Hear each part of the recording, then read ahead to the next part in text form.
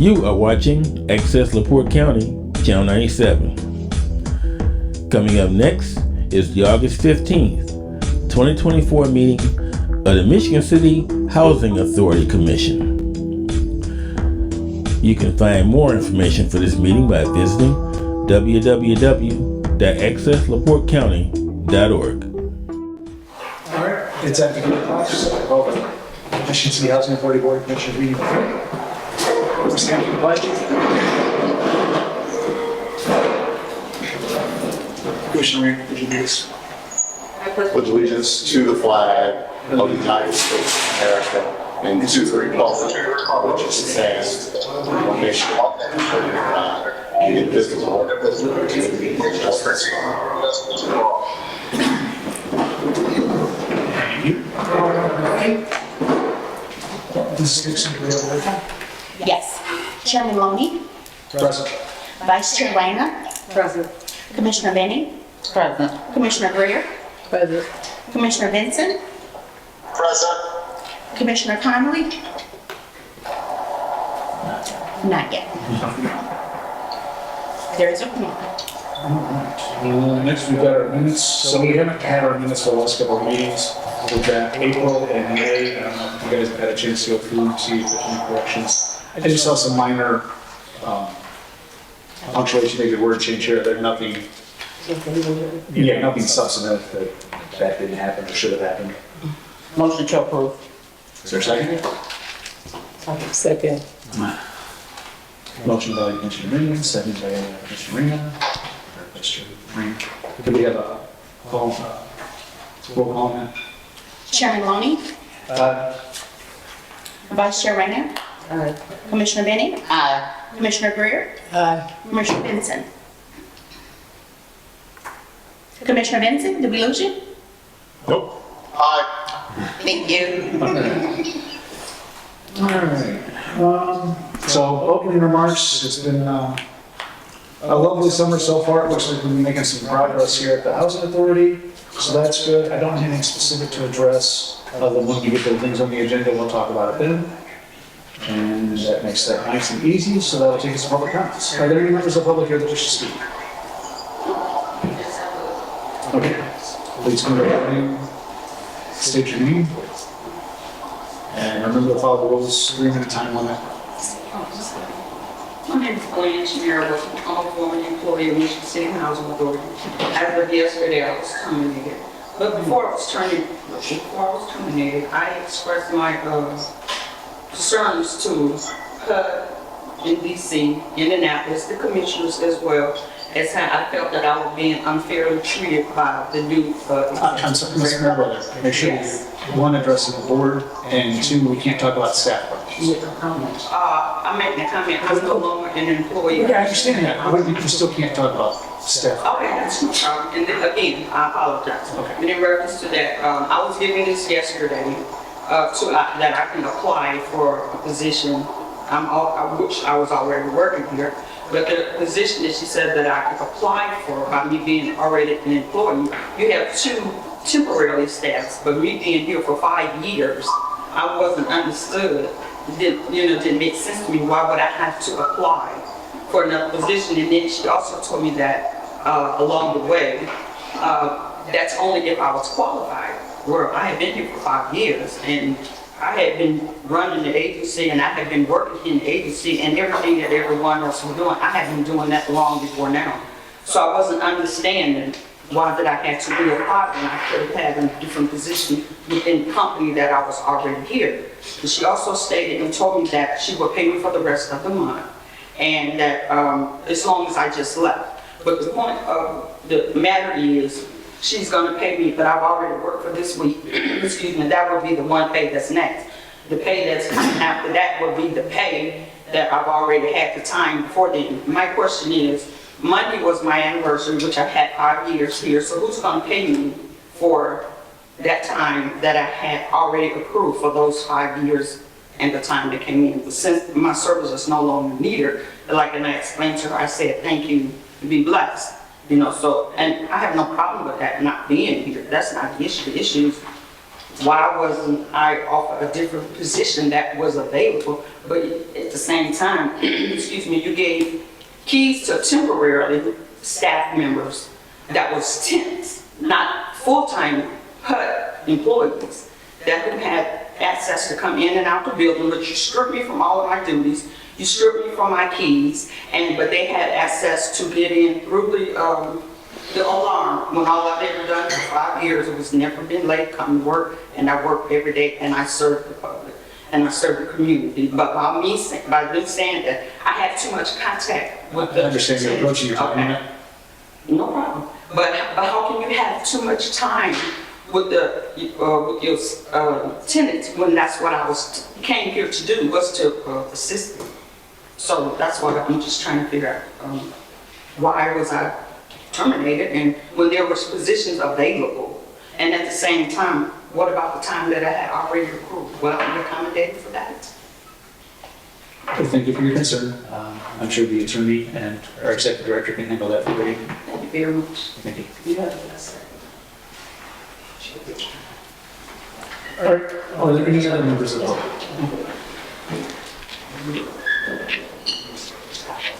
Well, also, please make sure you signed in if you want to speak, just so we know. Keep track of everybody that, Yes. so we can follow up. Hi, my name is Nancy Scott, and my sister's head of household, which is Tammy Wilborn. My concern is, we've been staying at this house on 1012 West 7th Street for almost 5 years. We have mold completely all around the basement, which is bad for my health. It hasn't been fixed. Well, some guy came in that was working with the housing authority, called himself fixing it. All he did was paint it, and the mold is coming right back through there. The bathroom, all my bars are down in the bathroom. The bar over the tub where the little bar is broke. My blinds are all down. The kitchen sink just got fixed, and we just got a new refrigerator. The kitchen sink hasn't been fixed yet. It's mold around the bathtub. And I was wondering, when was any of this stuff gonna get fixed? Because I can't keep going in the basement trying to wash, and this stuff is bad for my health. All right, I understand. Any other concerns? And the carpet in the floor, it is puckering up. So I'm scared to even shampoo and barely even vacuum it, because, and then it has a rub, a big old grip, and it steady spreads. And I do have pictures. Okay, I do have pictures. all right, thank you. Board? Good afternoon. I appreciate your time. Thank you for coming. I hope you do a better job. You know, I'm speaking up for family members that think it's going to be repercussions. Could you state your name? My name is Chester Smith, long time resident, even from here as a kid growing up. So I didn't see many people come and go. My issue is, because they didn't want to come, I'm the voice. Cabinet replacement at on the Free Public Housing. They're dry rotted.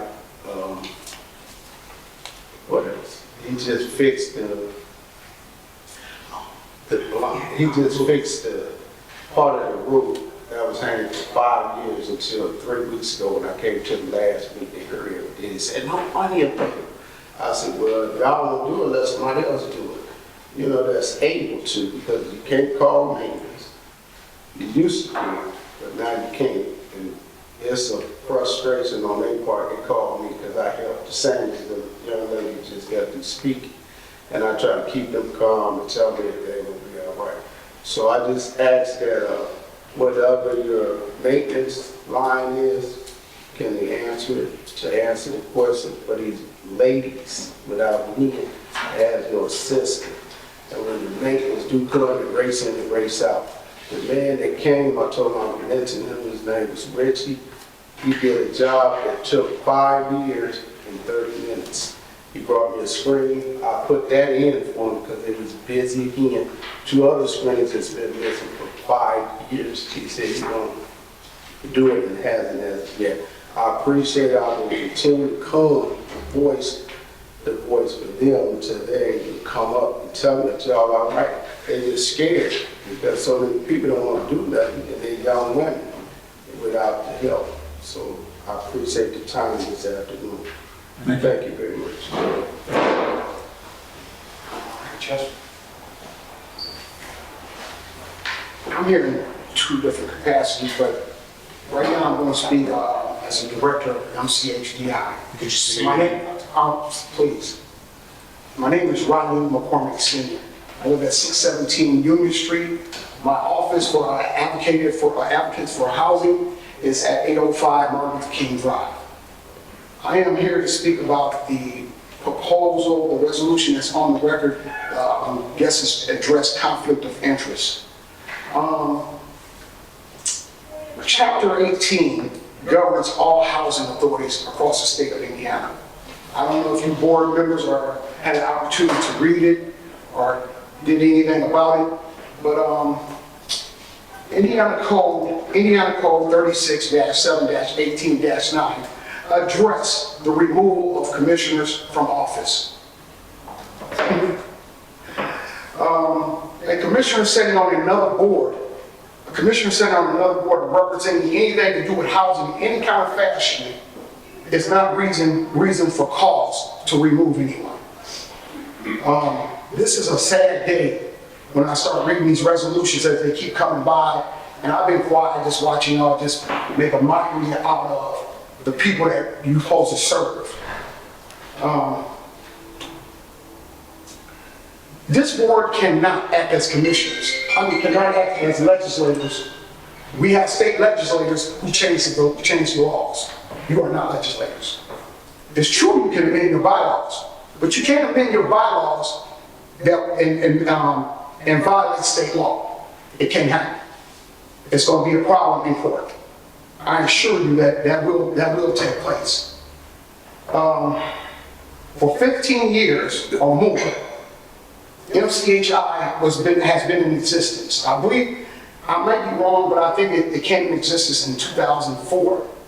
The Board of Commissioners of the Michigan City Housing Authority created a non-for-profit. They named that non-for-profit MCHDI. Now that HUD cannot have say on who sits on our board, now you want to do an end around and try to remove certain people. You already created an instrumentality so you can have total control over anything else that comes into this agency. This stuff is not right whatsoever. You have a right to do what you want to do here, but what you don't have a right to do is create law that our legislators have already created. Before you take a vote, I hope that each one of you commissioners take time out, or maybe your attorney will read to you Indiana Code 36-7-18-9. It lays out how you can be removed and what reasons you can be removed. And then on top of the compound this, under Indiana Code 36-7-18-11, it already addressed conflicts of interest. It's already addressed. And it simply states, all you have to do if you believe that there's a conflict, just like in Robert Rules of Order or any other board that I've sat on in America, you abstain from voting. I don't know why the attorney is trying to pull this. I don't know why how much time do I have left? You're over your 3 minutes. I don't know how much longer we're going to continue to put up with this or this board. Before you make a vote, at least read the state law that's already been established. And if we're going to talk about conflicts of interest, I'm going to close. If we're going to talk about conflicts of interest, you need to ask yourself, how is it that your attorney represents the mayor's office, city council, and the sanitation district? You can't serve two masters. Those are good questions, sir. No, you cannot serve two masters. I don't care what you say. That is a direct conflict of interest. Thank you. That is a direct conflict of interest. I'll see you at the next meeting. Is there anything else? Because I would like to know, because I'm one of the ones that's affected. Excuse me, point of order. Yes, point of order. This is not a big question. It's not a fact. I just want to know because it's affecting me. It's not affecting me. So excuse me. Is there anything else that you have? Is there anything else that I should know? You don't yell at me like that. So bring your tone down. You don't need to get my attention. I have ears. But I'm asking a question. It's one or 2 minutes. It's not going to make a difference. This is not a question and answer session. I said it was. You're trying to ask questions. I wanted to know if there's anything else that I needed to know that's relevant because it's affecting me. Well, I'll get to the point when we get to this, resolution down the road. I'd be more than happy to answer your questions over here if you come over here and talk to me, or we can go outside. It's fine, go ahead. Thank you. Are there any other members of the public that would like to speak? Any other members of the public to speak? Any other members of the public? I did get the ad about my roof. It is falling apart. When it rains real bad, the Make sure you see all the staff before you leave today, so we get a list. Thank you. All right. You can see me before you leave. Okay. Okay. Moving on, communication, do we have any communication, Ms. Dixon? Any communication from your next? No communications to our office. All right. And that brings us to our reports. We have our housing choice voucher report.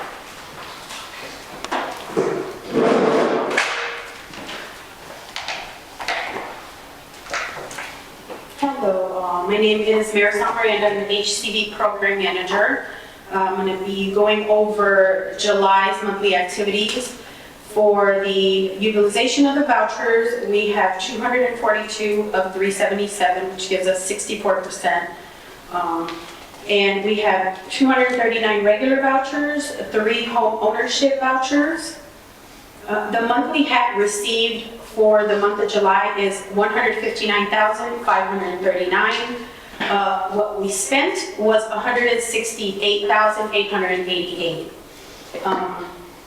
For the wait list, we went from 414 applicants to 394. I have pulled 20 participants from the applicants from the wait list. I withdrew 10, and 10 were eligible for final eligibility, and they're coming in at the end of in 2 weeks for their appointments. For overall program activity, I've expired 1 voucher out.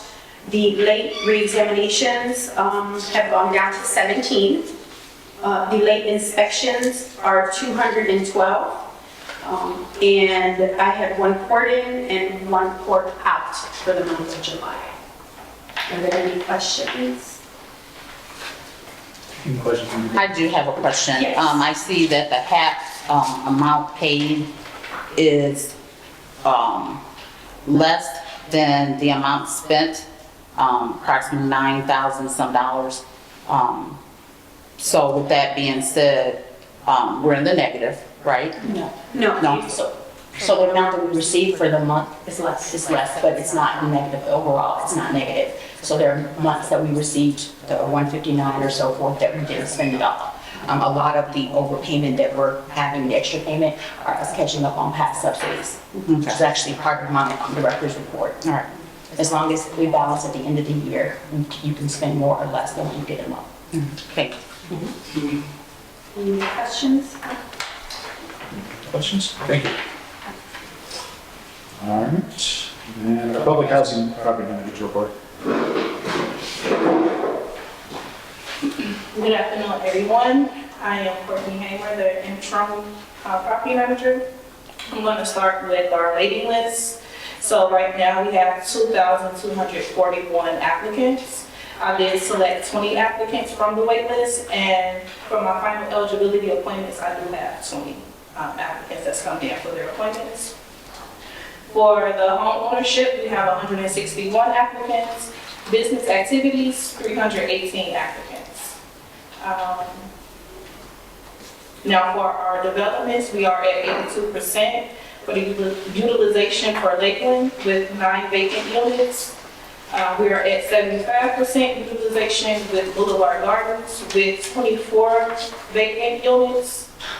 The Harborside Homes, 87% utilization with 2 vacant units. The Harborside Duplexes, 83% utilization with 1 vacant unit. Our scattered sites is at 83% utilization with 2 vacant units. And business activities, we are at 69% utilization with 8 vacant units. Any questions or concerns? Any questions? I did have, like a follow-up, because I know we've talked about this before, so I just wanted to bring it up again. How many of these are on the mod? How many are needing renovations? They're vacant because we can't move people in, or vacant because we just haven't gotten people moved in yet? So as far as Boulevard Gardens go, we have 24 vacant units, where 14 of those vacant units are ready. Okay. The rest, with all the developments, pretty much need contracts and rehab. Okay, so if they're vacant, it's because they need work. Yes. Okay. Any other questions? And the finance report? So you have here a list of the payments that were made in the month of July. Our fee accountant is still reconciling from here. Our current accounting temp is working with the accounting as well as our receptionist, uploading. It's just quite a bit of information to do for the year. So we're still waiting for pending reconciliation. So I don't have a balance sheet or so forth. So we are still continuing with the monthly check run, is what you have in front of you.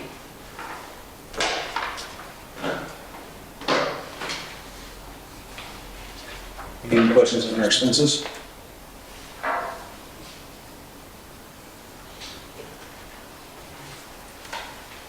Can I get a motion to approve the expense reports? So moved. Second. We need to do a roll call on that. For expenses? Yeah, just- For expenses, you would need a roll call. Okay. Call the roll, please. Chairman Lonnie? Vice Chairman Rayner? Commissioner Benning? Commissioner Greer? Commissioner Benson?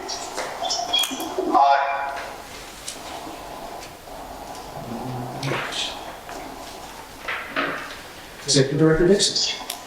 Tell us the good news. Let's see what I got for you. Ironic that you asked that question. So what I did for this report, I really reflecting quite a bit. It has been, I open every meeting and say I'm still here. It has been about 4 months. And so I thought this would be a good time to give a little bit of update on what's been taking place with us on a daily basis inside of the Housing Authority. And what we've been doing, one of the biggest portions that we've been doing is a staff restructure.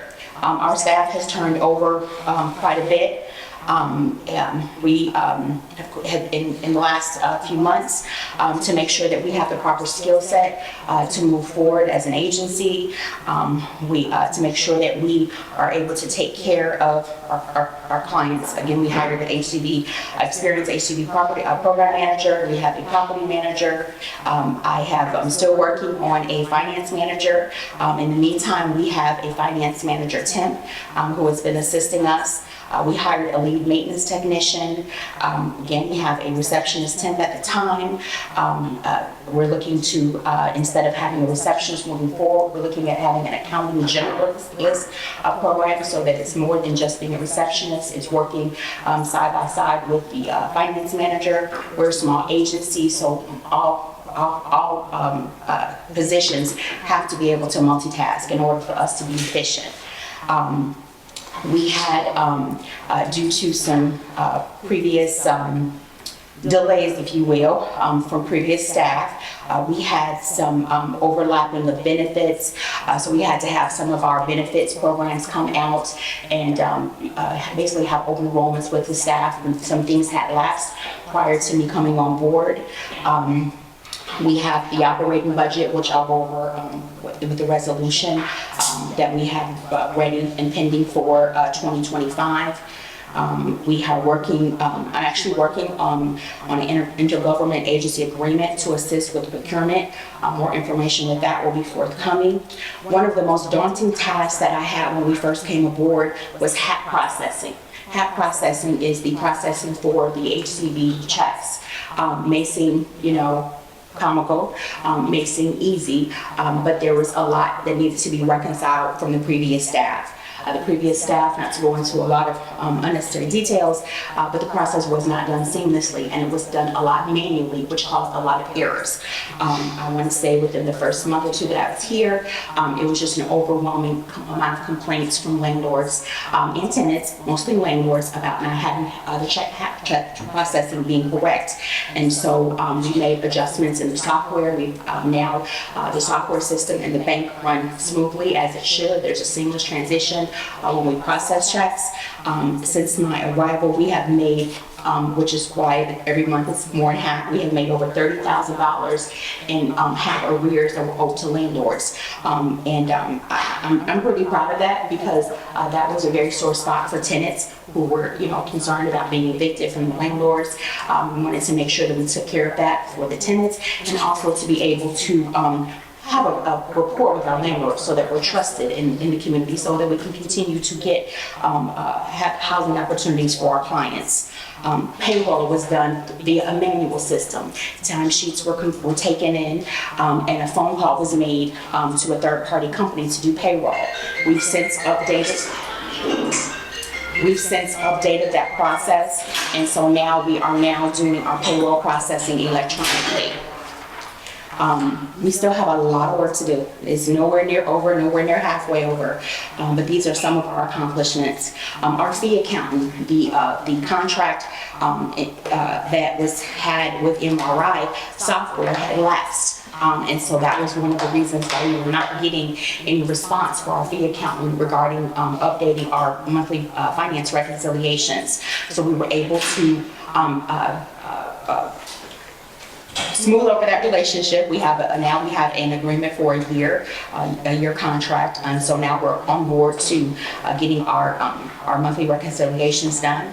As you are aware, we were able to pass the new procurement policy last month. I am currently about 80% complete with the administrative plan. I plan on presenting that in the September board meeting. As was mentioned earlier, we did in the last meeting have a resolution to provide an instrumentality. The reason for that instrumentality was no tricks, no anything like that. The instrumentality is just done so that the housing authorities have a way to develop. If we were approached with development opportunities, we would not have a way to do any type of development for the housing authority. And so that was, I'm very thankful to the board for passing that last month. Something else that may seem very small and minor to everyone else, but those in the staff know, we have been purging. There are documents and forms that are here that are older than I am, and I'm not young anymore. And so we have been documenting and shredding what we don't need, keeping what we do need, and organizing probably since April.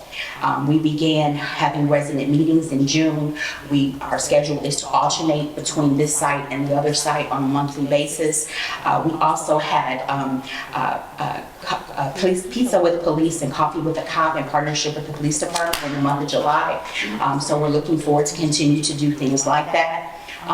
This is kind of a small feat for some, but for the residents here and myself, we received a lot of complaints about the lighting in Boulevard Gardens, and so we all noticed and walked the area, and so now the majority of the lights are working. We do have 4 poles that we're working on. They were actually working on today to try to get completed, but that was a big win for us.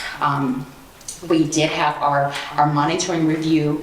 Valerie from HUD contacts me regularly and checks in, and we agreed that she would give us an extension, so I have until September 25th to finish the monitoring review. I'm just about done, just a couple of tweaks, but other than that, I just thought this would be a good time to just really talk about some of the things that we have accomplished. So much more to do. Our top priority was just trying to meet any HUD deadlines that we have. Procurement, as far as getting our units rehab, is definitely on the list. And all the tenant complaints, we hear you, we are taking them in, and we're working on them one at a time. Anything that is emergency, we try to get them done as soon as possible. So I took the information down, and if you wouldn't mind, maybe afterwards you can see, and I can see what unit you were referring to, but I took all the notes, and we can get that information.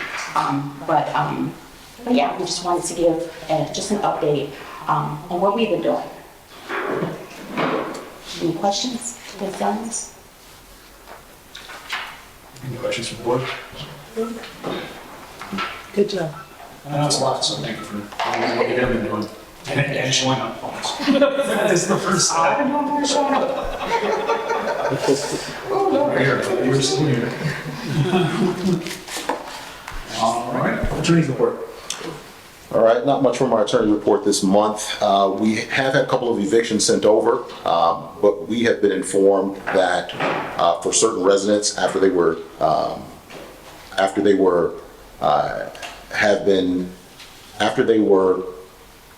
calculated to be in arrears to the point that they need to be evicted, there were some residents that were submitting payments and payments were being accepted. So we're going to be working with the property manager to make sure that none of the files that were sent over to our office are any of those persons, because once someone is put in the line to be evicted, if you accept a payment, you have now lost your legal ability to evict them for delinquent rent. So we'll be working with the property manager to get those done. There are two pieces of outstanding litigation with regard to Michigan City Housing Authority. One is a piece of litigation that was brought by a former tenant. We filed a motion to dismiss in that action in October of last year.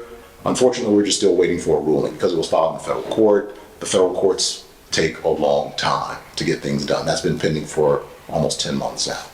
We're simply waiting on that. The other piece is litigation that was brought by Mr. McCormick against Ms. Hutton in her official capacity. Although Ms. Hutton is no longer here because it was in her official capacity, it's against the authority in and of itself. We had a hearing on August 5th. I was the only one to show for that hearing, so that we could ensure that everyone had their day in court. I asked the court to set it up for another 30 days. We expect it to be resolved within that time. Thank you. Anything else? Nothing else from me. Any other questions? All right, new business. Well, as Mr. McCormick has alluded to, we do have some amendments to our bylaws, well, an amendment to our bylaws. Everybody's gotten a copy of it, we did it before the meeting, so we know what we're looking at. Essentially, it's just about an inherent conflict of interest. Having a landlord sitting on our board just doesn't seem to make a lot of sense. So we worked with the attorney has drawn up an amendment to our bylaws, and now it's not open for discussion. What are your thoughts? So I'm going to start it off because it only affects myself and Mr. Benson, because everyone knows that we both sit on the Housing Authority Board and the Michigan City Housing Development, Inc. We've sat on this board for almost 2 years on both boards, and now all of a sudden, because of some strange reasons, to me it seems awfully suspect for different reasons, including the comment about the instrumentality after the fact, after I thought about it. It just seems awfully suspect. For whatever reason, it's seeing a conflict of interest. Well, let me go back. First of all, I've sent out emails. I included all of you in the emails requesting, after I spoke to Attorney Rags, requesting information on who brought the amendment. I was advised by Mr. Rags that it was HUD. Totally, in my opinion, inappropriate, unprofessional, unethical, and just wrong. These are our bylaws, the Board of Commissioners. HUD has no guidelines over the Board of Commissioners. HUD has guidelines and requirements for the Michigan City Housing Authority that they have to be in compliance with, but they have no right to propose any type of amendment to our bylaws. We all know that. If they did, they would create the bylaws. In the monitoring review, they requested bylaws. They never made any type of suggestion for changes in the bylaws when they did the monitoring review. If they were allowed to do it, you better believe they would have done that. HUD has no right to propose any type of revisions to our bylaws. And that's what I was getting to. That's why I asked who brought forth the amendment. I still never got a response to that. I sent an email down to Kim Wise, the director, and also Bruce Nesrum, and then CC Mr. Rags, and never got any response. Never got any final response from Mr. Rags. I don't know what the problem is. I'm a commissioner just like you. You're not over me, I'm not over you. We're all equal on this board. The only reason why Mr. Loney is in a position of chair is because we voted for him to be in that position of chair. His obligations and roles and responsibilities is to preside over our meetings, sign certain checks as far as the housing authority, and basically, other than that, we all hold the same equally balanced responsibility as a commissioner. That's it, that's all. So with that being said, I am going to ask right now that this resolution be thrown out because I understand what you're saying as far as a conflict. I also read the Indiana code as far as a conflict of interest, and it states in there, if you find that there is some sort of, and I have a copy just on that one, if there is some type of conflict, all you have to do is provide a notice advising that there's a conflict, and then if there's a conflict, if there's a situation that comes up that pertains to the not-for-profit, then I wouldn't vote. Mr. Vincent wouldn't vote. That's it. It doesn't say that you have to pick and choose what board sit on. I don't know where that came from, whose idea that was, but it's totally inappropriate. It's totally wrong, and I have a real heavy problem with that. If we're going to do things decent and in order, let's do things decent and in order. Not because you're feeling some type of way about me or Mr. Vincent being on some type of board, and because Housing Authority is no longer over the not-for-profit affiliate. Our job is to act in the best interest of these tenants, for the residents that we serve, whether it's Housing Authority or as a landlord over MCHDI. We were trying to come into some type of service agreement. We're all supposed to be on the same page. No one has, this control bothers me. It's very disturbing, it's disgusting to me, and I object to us having a resolution to include something in here that has never been in here, that's always been, we've always had the two commissioners on both boards, and all of a sudden it becomes an issue. Why? And I still demand to know who composed the proposed amendment, which I never got that answer. Thank you. Anybody else have any comments? I'm waiting for the answer to that before we move on, please. Well, there's multiple things in there to address. I'm not one who likes a messy meeting. I don't either, and I think you know that about me. Please let me speak. I will, I'm sorry. I'll turn it back, go ahead. I'd like to make a couple of clarifications here. It was just said that questions were asked, no answers were given, no responses were given. That's not accurate. And it's disheartening to hear. As the commissioners will know, an email was sent regarding a pending resolution.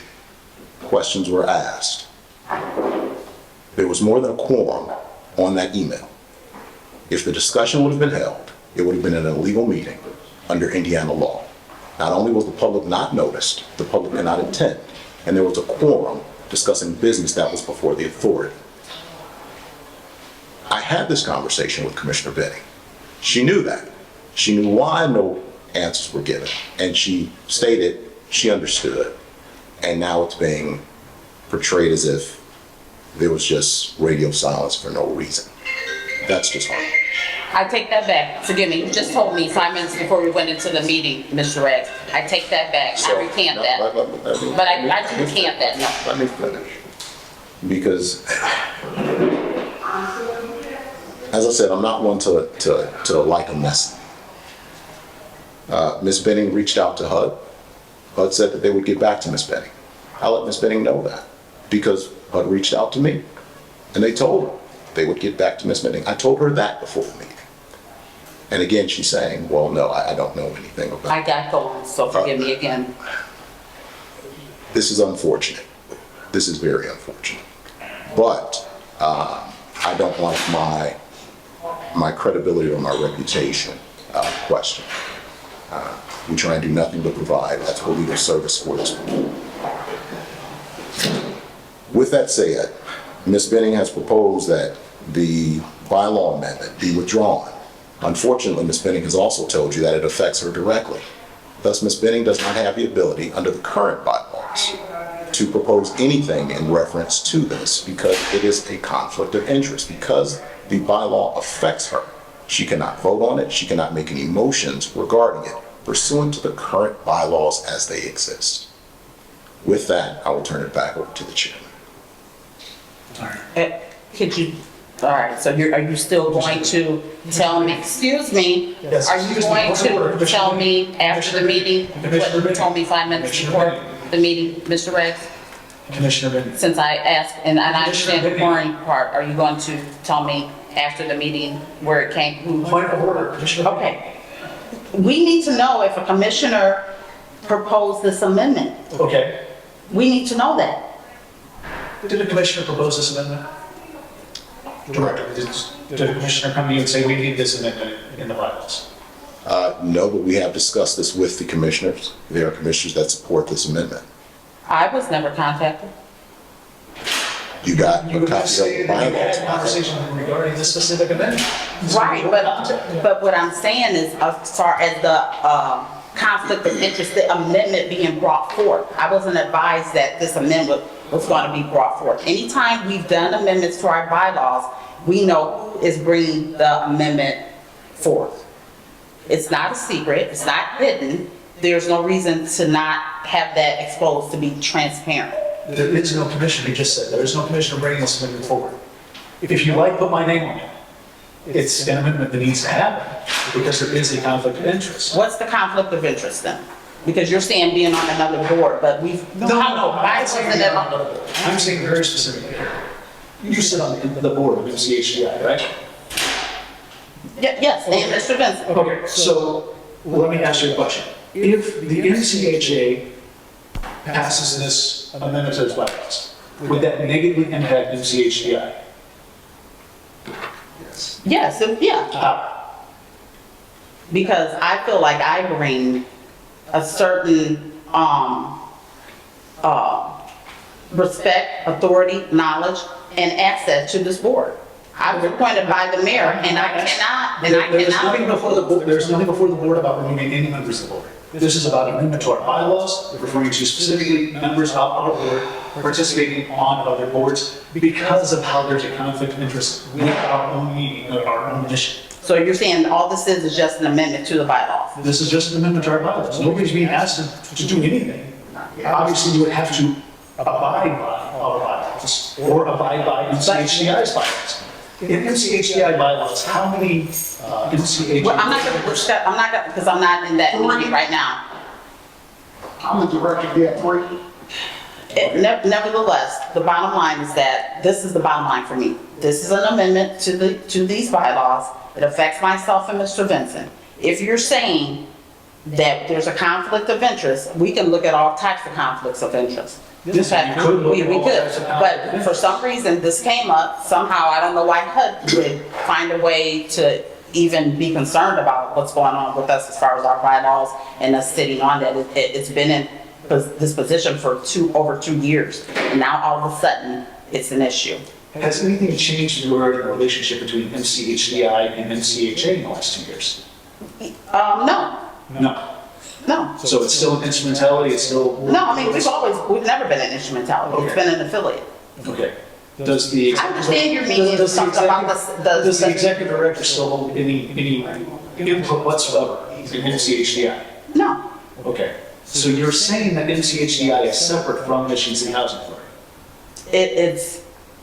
it's separating as far as the way the board runs that, not-for-profit, the affiliate.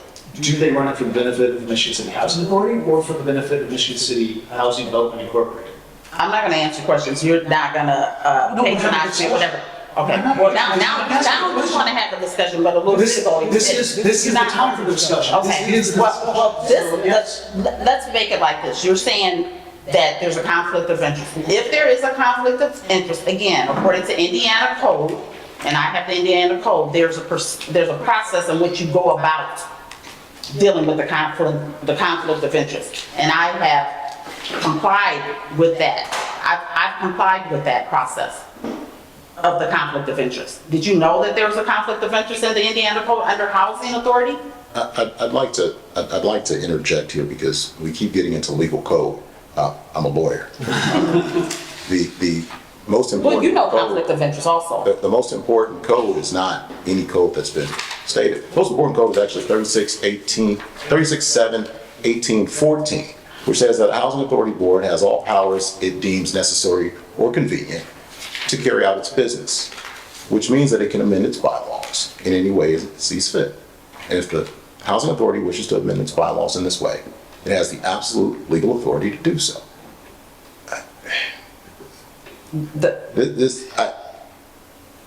If there was a question about the legality of the bylaws, I would think that the board would refer to our office. And in 2 years, they haven't, right? In 2 years, they haven't. And we find no issue with the legality of this amendment pursuant to the statute that I just stated. Well, then also according to the statute 36-7-1811, it says if a commissioner controls direct or indirect interest in any property in a housing project, the disclosure shall be entered to the authority by notice. And then with that being said, basically I cannot vote on anything that's regarding MCHA and the not-for-profit. Notice. However, you've already voted in the past in ways that directly affect MCHDI's relationship and MCHA's relationship as it stands. But that was in the past before the Conflict of interest has existed the entire time. Right, exactly. But you still voted. You didn't recuse yourself. You didn't say in We this. can't unring the bell. Exactly, I It understand is that, what which it is is. why we need a policy going forward, because you can't unring a bell. So you can't say, I didn't mean to do that, or I shouldn't have done that. We will not do that. It's in the bylaws. We can't So participate then, as. okay, I appreciate that, and I respect that. So going forward, then as far as the conflict of interest, I will have no type of voting authority, or Mr. Vincent, no voting or anything regarding the not-for-profit. That's it, that's all. You ask questions of MCHDI, I would be more than happy. I'm sorry. I would be more than happy to answer if you need to. We ask. I appreciate that. Thank you. We are creating, we are still part of the housing authority.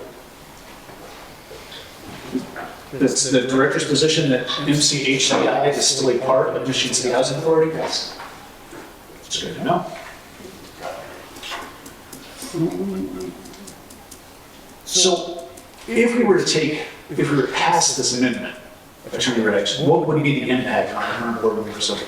Because we're dealing with our, we don't deal with MCHDI. And I'm on this board, so you're right, we're dealing with this board, so.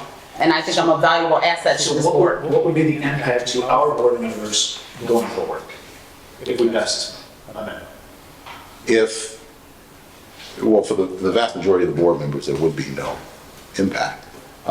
This directly would affect Mr. Vincent and Ms. Benning, who, because they would not be compliant with the bylaws, would have to make a choice. And they would either stay on the MCHA board, or they would leave the MCHA board and stay on the MCHDI board.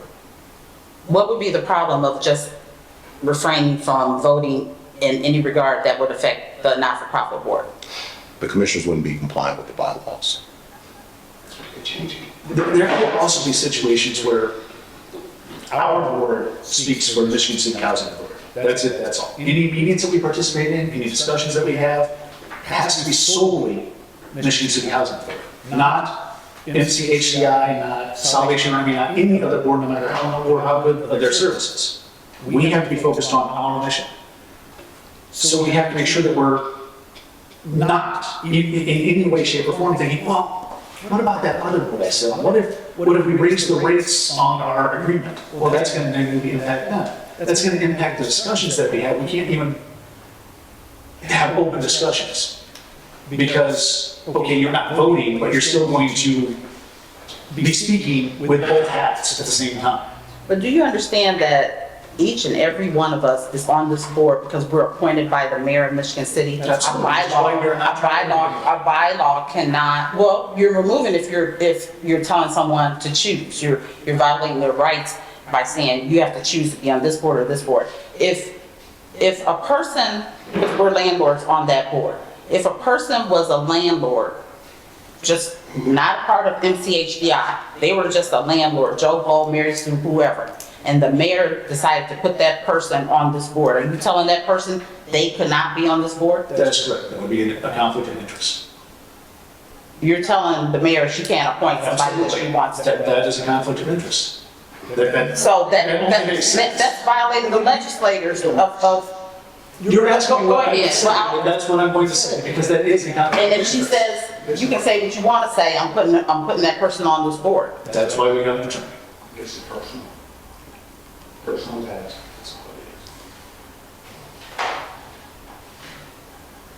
MCHDI belongs to the House. Mr. McCormick, this is not the time for. So if I was pointing out to the public, MCHDI belongs to the Housing Authority. and if I decide to stay on this board, if that's what you're saying, that a person, myself or Mr. Vincent, because I already know what Mr. Vincent gonna do.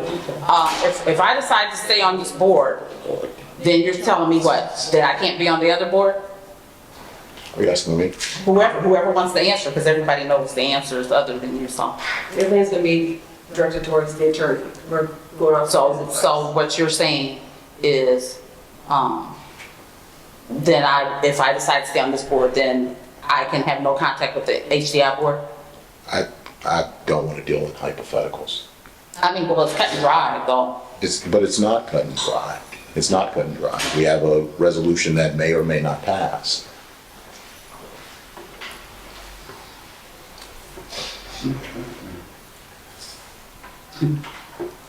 Just keep in mind, if anybody that votes in your heart, if you don't have anything personal in your heart, you know what's right and wrong. If you decide to vote in a way, just keep in mind, in your daily life, as you're put on boards or trying to act in the best interest of the community, and you put on something, if this affects you, just remember this moment. I'm ready to move past it.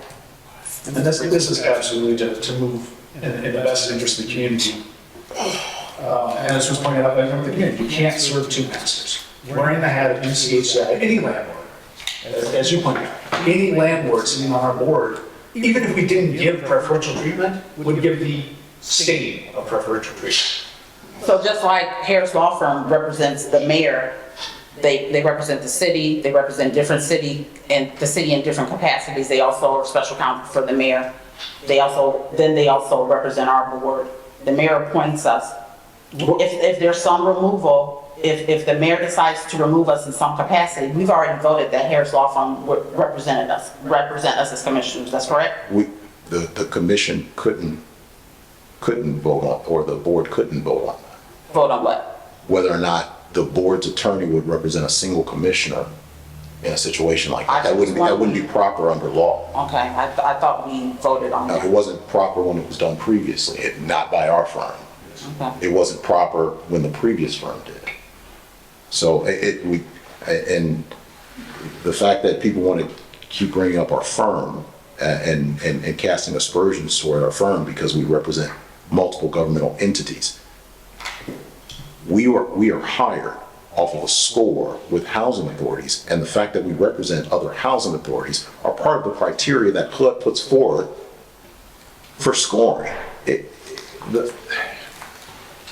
I'm gonna. Should have never came up, that's why I asked for it to be stricken from a resolution. It makes it messy.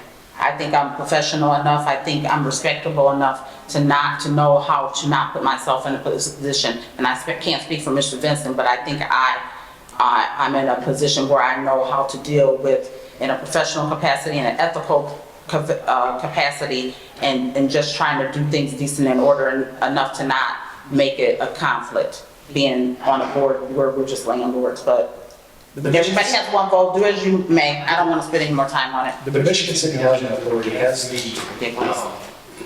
responsibility of appointing 3 members of our board to Michigan City Housing Authority.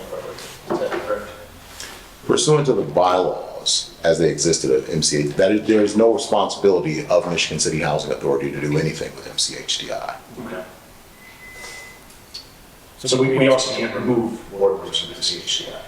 We have no control over that, that's what I'm saying. Correct. The MCHA does not have control over the board of of MCHDI.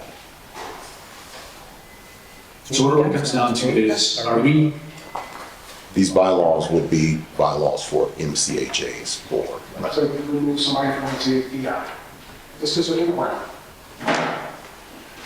Just do the right thing. Go on with however you want to go, Chair Lonnie. Can I ask a question? He says that they are still under the umbrella or with the housing authority. So how is that? How are you still with the housing authority? What do you mean by that? Right? you can answer the question. Please, thank you.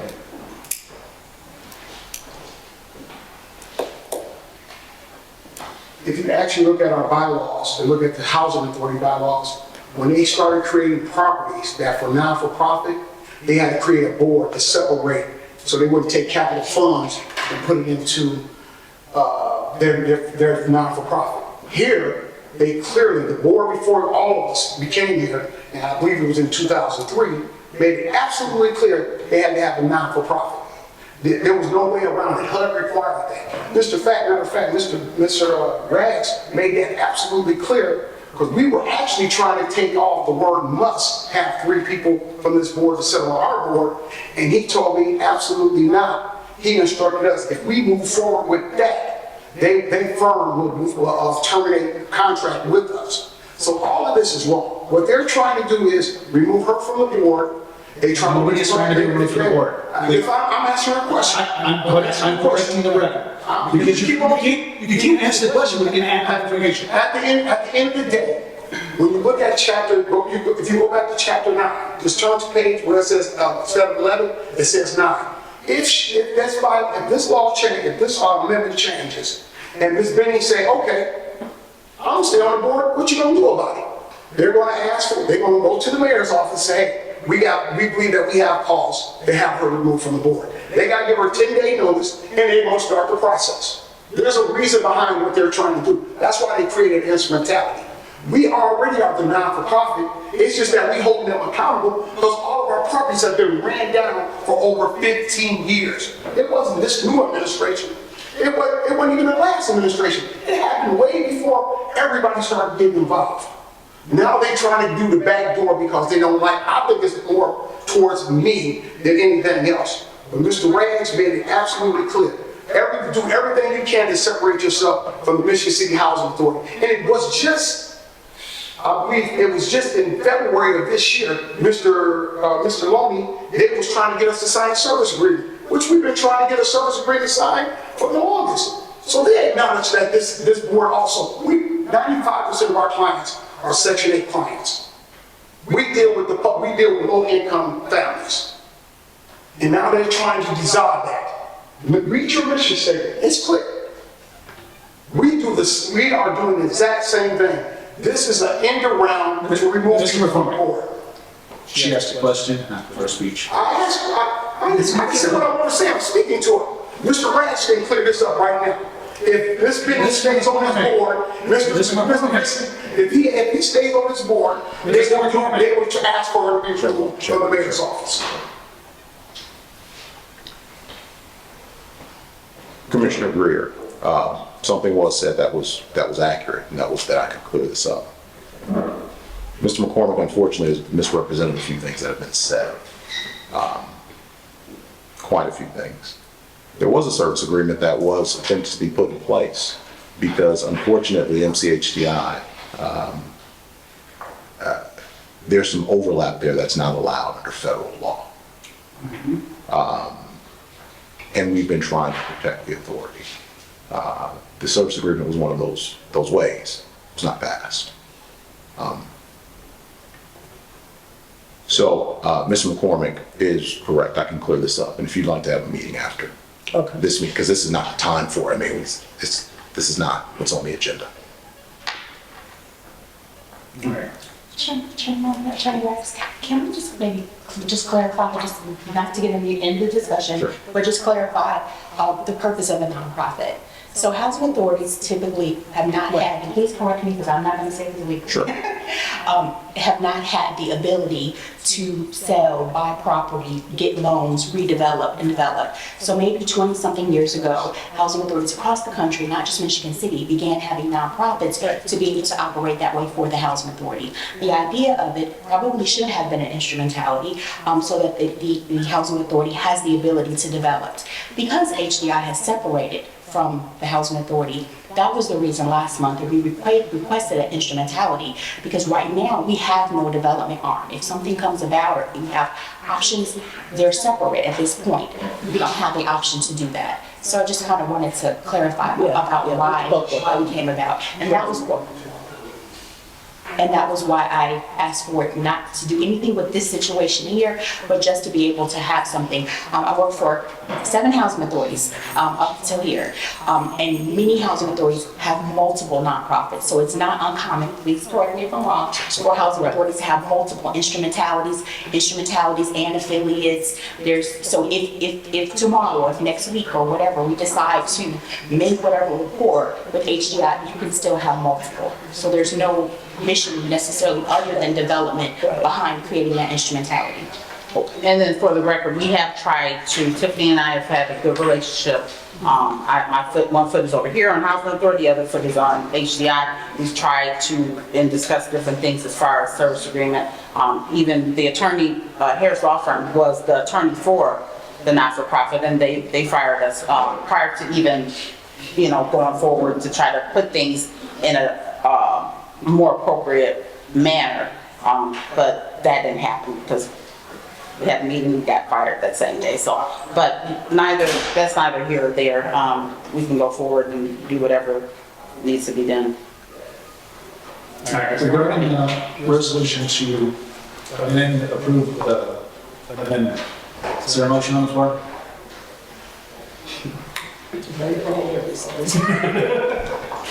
Is there a motion to move forward with the resolution to amend the bylaws so that we can address the conflict of interest? I'll make a motion to approve. I'm sorry, Mr. Vincent, because it would directly affect you, you can't make that motion.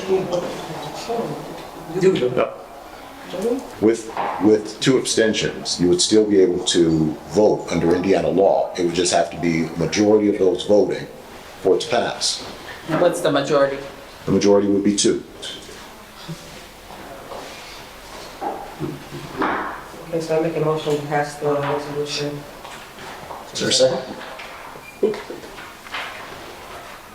I'm not even ready yet.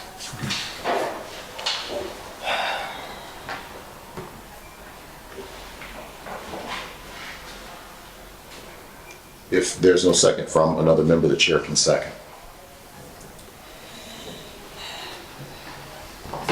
If you'd like another second, I will second. Roll call vote. Ms. Dixon. Ms. Dixon. Okay, sorry. Chairman Williams. Vice Chair Rayner. Commissioner Benning. Nay. Abstain. Abstain.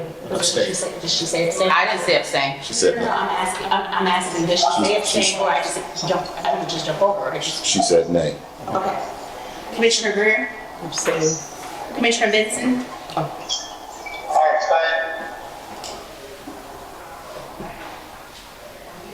That's 2. Yes, it's 2. 2 ayes, 1 nay, 2 abstentions. Motion passes.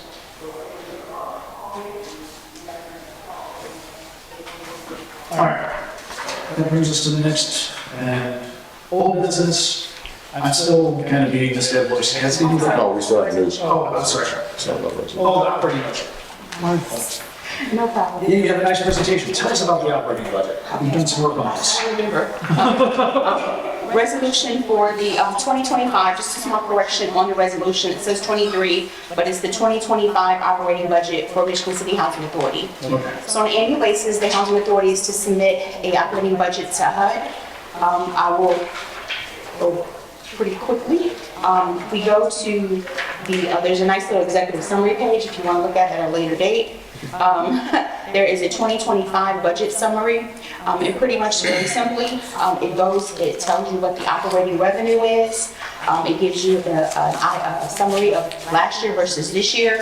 One of the things that I want to say is that, as you all know, we have no balanced reconciliations for the 2024 going into 2025 financial periods. And so therefore, this budget is being made on what we know from previous years and not this past year. So there is a very good likelihood that once the 2024 budget has been reconciled, that this will need to be revised. There's really no way around it, because there's no reconciled financials since September of 2023. Yes, 2023, yes, I'm sorry. So I said 23 into 24, but it's 24's budget, fiscal year, that has not been reconciled. So with that being said, the revenue is tenant rents, grants and subsidy, are operating subsidy and capital funds.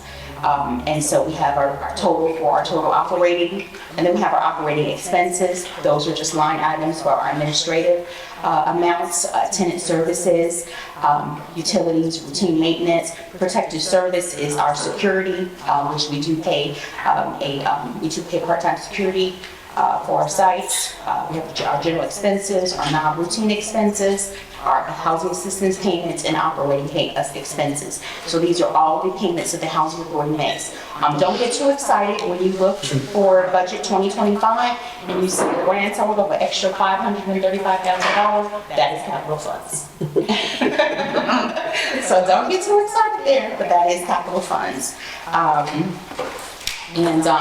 Just some budget assumptions for this year. The public housing operating subsidy is projected to receive 95% proration from HUD. We never get 100%, or I should say very rarely do we get 100%. So it's anticipated that HUD will give us operating subsidy of 95%. Our administrative fees, if you're not familiar, when our families are under lease in the HCD program, we receive admin fees for each unit that is leased.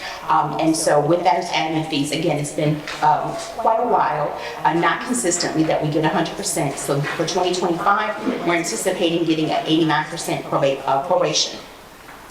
The operating income forecasted is to outpace expenses, assuming that utilization levels meet or exceed benchmarks, and that we get the capital fund. The CFP grant is the capital fund. There is a 2025 projections accounted for any annual merit increases. That doesn't mean that you approve them, that just means that they're budgeted. So we would come back before you for something, for anything different. Public housing operations are expected to improve. We are hoping to be able to do a better job collecting our rents, and not only collecting rents, but leasing our families in the HCD and the public housing program. The next page is just a little map to show you, again, our income, the revenue, grants and subsidies. The next pie chart is showing you our expenses, the same things that were on this scenario, in the first scenario. And this is just a budget snapshot, our revenue, expenses, and again, that surplus, don't get too excited, that is capital fund. This is just another little chart to compare to 2024 to 2025. Again, that will change because once we are reconciled for last year. I won't belabor any of this. Some of the initiatives that we have for 2025 is that we need to continue to stabilize our staffing, continue to train our staff, continue to build the foundation that allows us to do the work that we're set to do. Some of that is, again, hiring a finance manager, an accounting generalist for our HCD program. For our HCD program, we'll continue to lease up our families. One of the other things I'd like to do in the upcoming year is to make sure that we do more landlord outreach. We actually do landlord outreach. meetings and so forth with our landlords to make sure, and we've already started this, to work towards having timely and correct payments regarding our properties. Our main focus is leasing up our properties and rehabbing our units. And for those that had, then the next few pages are just a little bit more detail of what you get on those summaries.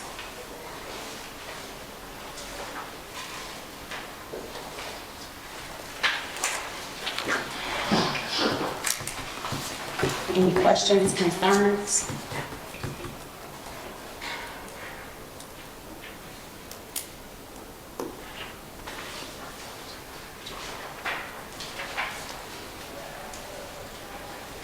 I don't have anything to check in on anybody else, sir. And as you said, we're gonna have to revise this once we know, have better information for the last year's budget, which we also asked, understanding you're doing that, revise that as well. But I heard you all loud and clear. I was told about the budget last year, and I wanted to make sure we got it early enough. So if there's any questions, we have the rest of August or September. It's not due till the end of September, September 30th. And I wanted to make sure you could see it well.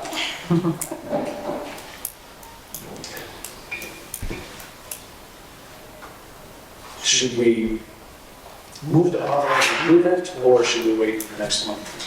Do we need any more information, or are we ready to move forward? Oh, you won't have a year's worth of information next month.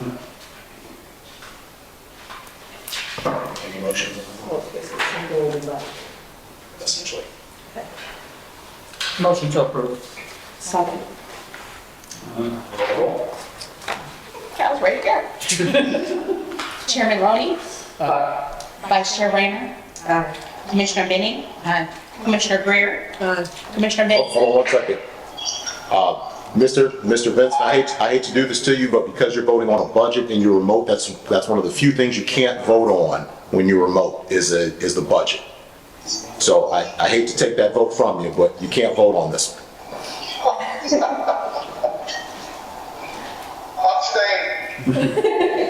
Thank you. Is that everybody? Yes, that's it. So we're in favor, the motion passes, approve the budget. Any changes? I just want to touch on the Commissioners Legal Week training, please log on to HUDexchange.info and get that done. Do we have any commissioners' remarks? Are there any motions on the floor? Is there a second? Second. All in favor? We're adjourned. Thank you.